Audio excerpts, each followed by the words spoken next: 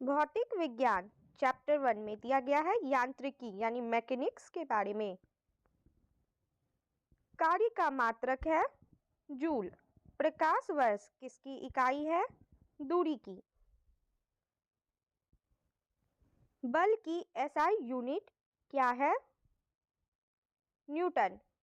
एक खगोलीय इकाई संबंधित है सूर्य एवं पृथ्वी के बीच की दूरी से। पारसेक इकाई है दूरी की। निम्नलिखित युग्मों में से कौन सा एक सही सुमेलित नहीं है? मात्रा और उसका एसआई मात्रक दिया गया है, इसमें से कौन सुमेलित नहीं है?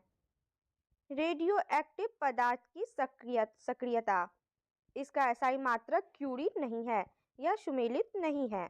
लेंस की क्षमता का एसआई मात्रक डायऑप्टर है, सही है।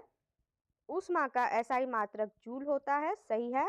दबाव या दाब का एसआई मात्रक पास्कल होता है, यह भी सही है। ल्यूमेन किसका मात्रक है? ज्योति फ्लक्स का। भौतिक मात्रा ज्योति की इकाई क्या है? लक्स।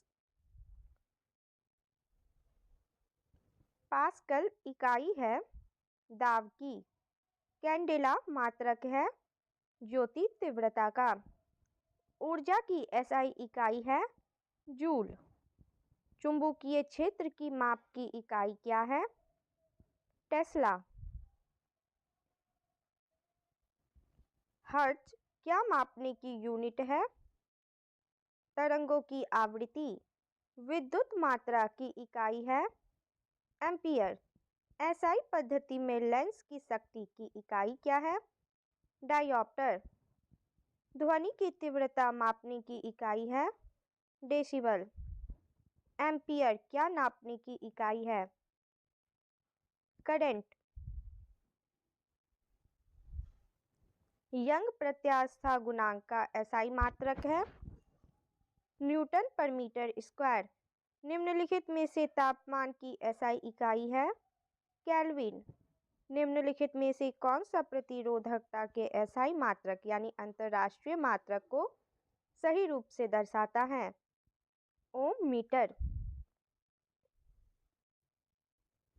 संवेग का एसआई मात्रक है किलोग्राम पर सेकंड। प्रकाश वर्ष के संबंध में निम्नलिखित कथनों पर विचार कीजिए। दिया गया या दिए गए कौन से कथन सही है? प्रकाश वर्ष अति दीर्घ दूरियां मापने का मात्रक है, यह कथन सही है। इसका आंसर होगा ऑप्शन डी, केवल कथन एक सही है। निम्नलिखित में से कौन सा एक ऊर्जा का मात्रक नहीं है? किलोग्राम मीटर पर सेकंड स्क्वायर। दीप्त तीव्रता यानी लुमिनियस इंटेंसिटी को मापने के लिए एसआई इकाई क्या है? कैंडेला। निम्नलिखित में से कौन सा मात्रक वही मात्रा मापता है जो एसआई इकाई पास्कल द्वारा मापी जाती है? टॉर्ड। निम्न में से ऊष्मागतिकी यानी थर्मोडायनेमिक तापमान की एसआई इकाई क्या है? केल्विन। सूची 1 को सूची 2 के साथ सुमेलित कीजिए और सूचियों के नीचे दिए गए कूट का प्रयोग कर सही उत्तर चुनिए। सूची 1 को सूची 2 से मिला लेंगे। उच्च वेग मैक, तरंग दैर्ध्य एंगस्ट्रॉम, दाब का एसआई इकाई पास्कल और ऊर्जा का एसआई इकाई होता है जूल। इसका आंसर होगा ऑप्शन सी। सूची 1 को सूची 2 के साथ सुमेलित कीजिए और सूचियों के नीचे दिए गए कूट का प्रयोग कर सही उत्तर का चयन कीजिए। सूची 1 में भौतिक राशि दिया गया है, सूची 2 में उसका इकाई दिया गया है। इसका मिलान कर लेंगे। दूरी का एसआई इकाई होता है प्रकाश वर्ष। पदार्थ की मात्रा का एसआई इकाई है मोल। विद्युत आवेश की मात्रा का एसआई इकाई होता है कूलम और ऊर्जा का एसआई इकाई होता है वाट घंटा। इसका आंसर होगा ऑप्शन ए। नेक्स्ट है सूची 1 को सूची 2 के साथ सुमेलित कीजिए। यहाँ पे भी सूची 1 में भौतिक राशि और सूची 2 में उसकी इकाई दी गई है। इसका हम लोग मिलान कर लेंगे। त्वरण का इकाई होता है मीटर प्रति सेकंड स्क्वायर। बल का इकाई होता है न्यूटन। कृत कार्य का इकाई होता है जूल और आवेग का इकाई होता है न्यूटन सेकंड। इसका आंसर होगा ऑप्शन डी। निम्नलिखित में से कौन सा एक व्युत्पन्न परिमाण नहीं है? द्रव्यमान। त्वरण ज्ञात करने का सही सूत्र कौन सा है? A बराबर v minus you by T. पदार्थ के संवेग और वेग के अनुपात से कौन सी भौतिक राशि प्राप्त की जाती है? द्रव्यमान। प्लांक के अक्षर में किसका आयाम होता है? कोणीय गति का। एक लड़की झूले पर बैठी स्थिति में झूला झूल रही है। उस लड़की के खड़े हो जाने पर दोलनों का आवर्तकाल कम हो जाएगा। घूर्णन करती एक गोल मेज पर अचानक एक लड़का आकर बैठ जाता है। मेज के कोणीय वेग पर क्या प्रभाव पड़ेगा? कम हो जाएगा। यदि किसी चलती हुई वस्तु के वेग को 2 गुना कर दिया जाए तो उसका या उसकी गतिज ऊर्जा 4 गुना हो जाती है। किसी पिंड के द्रव्यमान तथा भार में अंतर होता है क्योंकि द्रव्यमान स्थिर रहता है जबकि भार परिवर्तनीय होता है। किसी भी स्थिर या गतिशील वस्तु की स्थिति और दिशा में तब तक कोई परिवर्तन नहीं होता जब तक उस पर कोई बाह्य बल सक्रिय ना हो। यह है न्यूटन का गति विषयक प्रथम नियम। किसी असंतुलित बल द्वारा किसी पिंड में उत्पन्न त्वरण बल के अनुक्रमानुपाती होता है। न्यूटन की गति के तीसरे नियम के अनुसार क्रिया तथा प्रतिक्रिया से संबंध बल हमेशा भिन्न भिन्न वस्तुओं पर ही लगे होने चाहिए। प्रत्येक क्रिया के बराबर व विपरीत दिशा में एक प्रतिक्रिया होती है। यह है न्यूटन का गति विषयक तृतीय नियम। जल में तैरना न्यूटन की गति के किस नियम के कारण संभव है? तृतीय नियम के कारण। कोई पिंड तब तक विरामावस्था में नहीं बना रहेगा जब तक उस पर कोई बाह्य बल कार्य नहीं करता है। यह कथन किसका है? न्यूटन का। बल की परिभाषा आती है न्यूटन के गति के पहले नियम से। किसी पिंड के उस गुणधर्म को क्या कहते हैं जिससे वह सीधी रेखा में विराम या एक समान गति की स्थिति में किसी भी परिवर्तन का विरोध करती है? जड़त्व। न्यूटन के पहले नियम को भी कहते हैं जड़त्व का नियम।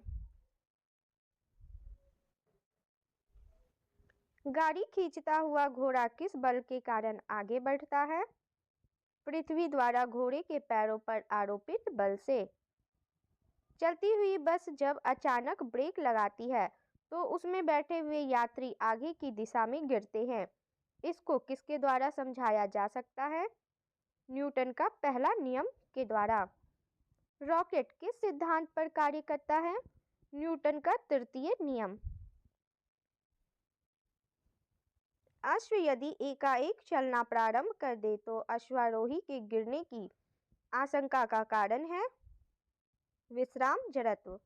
क्रिकेट का खिलाड़ी तेजी से आती हुई बॉल को क्यों अपने हाथ को पीछे खींचकर पकड़ता है? बॉल विश्राम की स्थिति में आ सकती है। बल गुणनफल है द्रव्यमान और त्वरण का। जब कोई व्यक्ति चंद्रमा पर उतरता है तो उसके शरीर में उपस्थित भार घट जाता है तथा मात्रा अपरिवर्तित रहती है। यदि हम भूमध्य रेखा से ध्रुवों की ओर जाते हैं तो g का मान बढ़ता है। शरीर का वजन ध्रुवों पर अधिकतम होता है। व्यक्ति पृथ्वी की सतह की तुलना में चंद्रमा की सतह पर अधिक ऊंचा क्यों उछल सकता है? चंद्रमा में गुरुत्वाकर्षण के कारण त्वरण पृथ्वी की तुलना में कम होता है। 20 किलोग्राम के वजन को जमीन पर 1 मीटर की ऊंचाई पर पकड़े रखने के लिए किया गया कार्य है 0 जूल। एक व्यक्ति एक दीवार को धक्का देता है पर उसे विस्थापित करने में असफल रहता है तो वह करता है कोई भी कार्य नहीं। पहाड़ी पर चढ़ता एक व्यक्ति आगे की ओर झुक जाता है क्योंकि स्थायित्व बढ़ाने के लिए। पीसा की ऐतिहासिक मीनार तिरछी होते हुए भी नहीं गिरती है क्योंकि इसके गुरुत्व केंद्र से जाने वाली ऊर्ध्वाधर रेखा आधार से होकर जाती है। जाड़े की रातों में अत्यधिक ठंड पड़ने पर पानी की पाइप फट जाती है क्योंकि जमने के बाद पानी का आयतन बढ़ जाता है। पानी से भरी डॉट लगी बोतल जमने में टूट जाएगी क्योंकि जमने पर जल का आयतन बढ़ जाता है। जल के आयतन में क्या परिवर्तन होगा यदि तापमान 9 डिग्री सेल्सियस से गिराकर 3 डिग्री सेल्सियस कर दिया जाता है? आयतन पहले घटेगा और बाद में बढ़ेगा। एक झील में तैरने वाली इस्पात की नाव के लिए नाव द्वारा विस्थापित पानी का भार कितना है? नाव के उस भाग के भार के बराबर जो झील के पानी की सतह के नीचे है। किसी कालीन की सफाई के लिए यदि उसे छड़ी से पीटा जाए तो उसमें कौन सा नियम लागू होता है?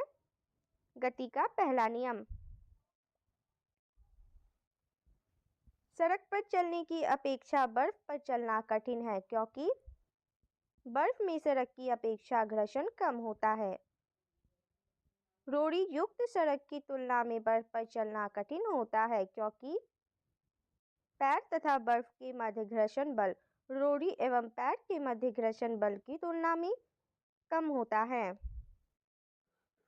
लकड़ी के बेलनाकार पात्र को खींचने की जगह लुढ़काना आसान होता है क्योंकि लुढ़कन अवस्था का घर्षण बल फिसलन अवस्था के घर्षण बल की तुलना में बहुत कम होता है। यदि नदी में चलता हुआ जहाज समुद्र में आता है तब जहाज का स्तर थोड़ा ऊपर आएगा। लोहे की कील पाड़े में क्यों तैरती है जबकि यह पानी में डूब जाती है? लोहे का घनत्व पानी से अधिक है तथा पाड़े से कम। जब एक ठोस पिंड को पानी में डुबोया जाता है तो उसके भार में ह्रास होता है। यह ह्रास कितना होता है?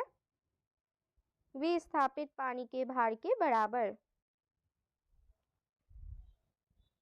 बर्फ पानी में तैरती है परंतु अल्कोहल में डूब जाती है क्योंकि बर्फ पानी से हल्की होती है तथा अल्कोहल से भारी होती है। स्टील की गोली पारे में तैरती है क्योंकि पारे का घनत्व स्टील की अपेक्षा अधिक होता है। एक लोहे की गेंद पारद या मरकरी से भरी बाल्टी में गिराई जाती है तो यह पारे की सतह पर तैरेगी। किस तापमान पर जल का घनत्व अधिकतम होता है? 4 डिग्री सेल्सियस। वस्तु की मात्रा बदलने पर अपरिवर्तित रहेगा। घनत्व। तैराक को नदी के मुकाबले समुद्री पानी में तैरना आसान क्यों लगता है? समुद्री पानी का घनत्व साधारण पानी से ज्यादा होता है। बादल किस कारण से वायुमंडल में तैरते हैं? निम्न घनत्व के कारण। समुद्र में प्लवन करते आइसबर्ग का कितना भाग समुद्र की सतह से ऊपर रहता है? 1/10। बांध के नीचे की दीवार मोटी बनाई जाती है क्योंकि गहराई बढ़ने के साथ द्रव का दाब बढ़ता है। बर्फ पर स्केटिंग करना प्रदर्शित करता है कि दाब बढ़ाने पर बर्फ का गलनांक घट जाता है। चौराहों पर पानी के फुहारे में गेंद नाचती रहती है क्योंकि पानी का वेग अधिक होने से दाब घट जाता है। भारी हिमखंड शीर्ष की अपेक्षा निचले तल से पिघलता है क्योंकि निचले तल का दाब अधिक होने के कारण गलनांक घट जाता है। दलदल में फंसे व्यक्ति को लेट जाने की सलाह दी जाती है क्योंकि क्षेत्रफल अधिक होने से दाब कम हो जाता है। बर्फ के दो टुकड़ों को आपस में दबाने पर टुकड़े आपस में चिपक जाते हैं क्योंकि दाब अधिक होने से बर्फ का गलनांक घट जाता है। प्रायः तेज आंधी आने पर फूस या टिन की हल्की छतें उड़ जाती है क्योंकि छत के ऊपर बहने वाली उच्च वेग की वायु छत सतह पर दाब उत्पन्न कर देती है तथा छत के नीचे दाब सामान्य रहता है। रेल की पटरी के नीचे लकड़ी या कंक्रीट की चौड़ी पट्टियां लगाई जाती है जिससे कि रेलगाड़ी द्वारा लगाया गया दाब कम हो जाए। पहाड़ों पर कभी-कभी व्यक्तियों के नाक व मुंह से खून निकलने लगता है क्योंकि ऊंचाई बढ़ने के साथ वायुमंडलीय दाब घटता है। हवाई जहाज में फाउंटेन पेन से स्याही बाहर निकल आती है क्योंकि ऊंचाई बढ़ने से वायु दाब में कमी आती है। यदि पृथ्वी का द्रव्यमान वही रहे और त्रिज्या 1% कम हो जाए तब पृथ्वी के तल पर जी का मान 2% बढ़ जाएगा। ऊंचाई की जगहों पर पानी 100 डिग्री सेल्सियस के नीचे के तापमान पर क्यों उबलता है? क्योंकि वायुमंडलीय दाब कम हो जाता है अतः उबलने का बिंदु नीचे आ जाता है। साबुन के बुलबुले के अंदर का दाब वायुमंडलीय दाब से अधिक होता है। हम दलदली सड़कों पर क्यों फिसलते हैं? घर्षण की कमी के कारण। जब बैरोमीटर का पारा अचानक गिर जाए तो यह किस बात का घोतक है? आंधी या झंझावात की संभावना। हाइड्रोजन से भरा हुआ पॉलीथीन का एक गुब्बारा पृथ्वी के तल से छोड़ा जाता है। वायुमंडल के ऊंचाई पर जाने से गुब्बारे के आमाप में वृद्धि होगी। समतल की अपेक्षा पर्वतों पर सांस लेना क्यों कठिन होता है? ऊंचाई के बढ़ने पर वायु दाब घट जाता है और ऑक्सीजन की आवश्यकता बढ़ जाती है।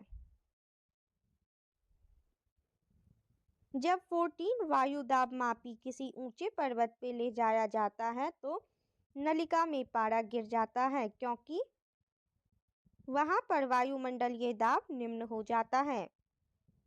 उड़ान से पहले हवाई जहाज दौड़ मार्ग पर दौड़ाया जाता है कार्यकारी वायु दाब बढ़ाने के लिए। हाइड्रोजन से भरा रबर का गुब्बारा वायु में ऊपर जाकर फट जाता है क्योंकि वायु दाब घट जाता है। प्रेशर कुकर में खाना कम समय में पकता है क्योंकि अधिक दाब के कारण उबलते पानी का ताप बढ़ जाता है।